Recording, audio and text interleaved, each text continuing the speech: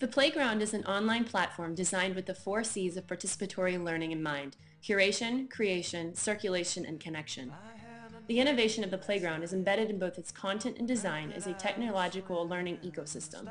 It is different than information sites like Wikipedia and Wonderwall, since it invites a two-way participatory conversation rather than a one-way conversation currently on these sites.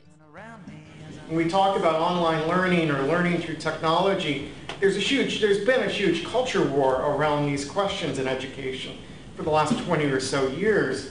And all sides think we learn things. The question is what and how.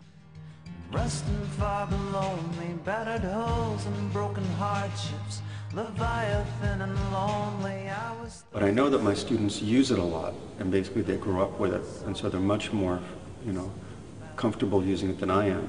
And if they're already familiar using the technology, and they're not familiar with the content that I'm expected to teach, it will be a perfect fitting together of their interests and what they enjoy doing with what we have to learn in class.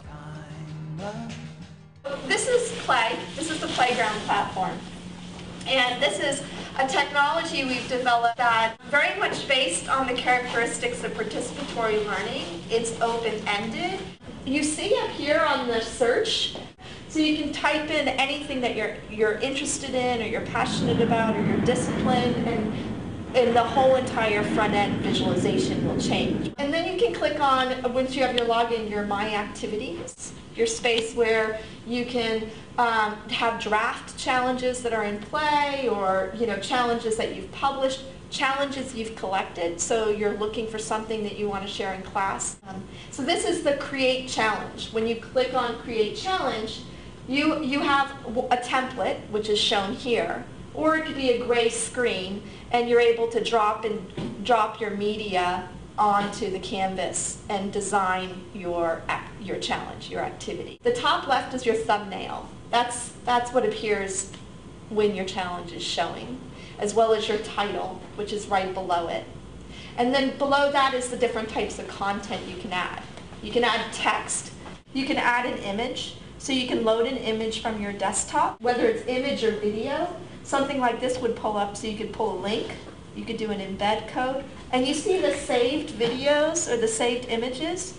Those are all saved from other challenges. So I can actually take parts from someone else's challenge and save it and put it into my photo file. So this is the front end of what a challenge that was built looked like based on the template. The last one on the add content, the arrow, which is like act on this, is your turn. And that's an interactive element where you can actually use a video, a text, an image, anything to get across what you want people to do.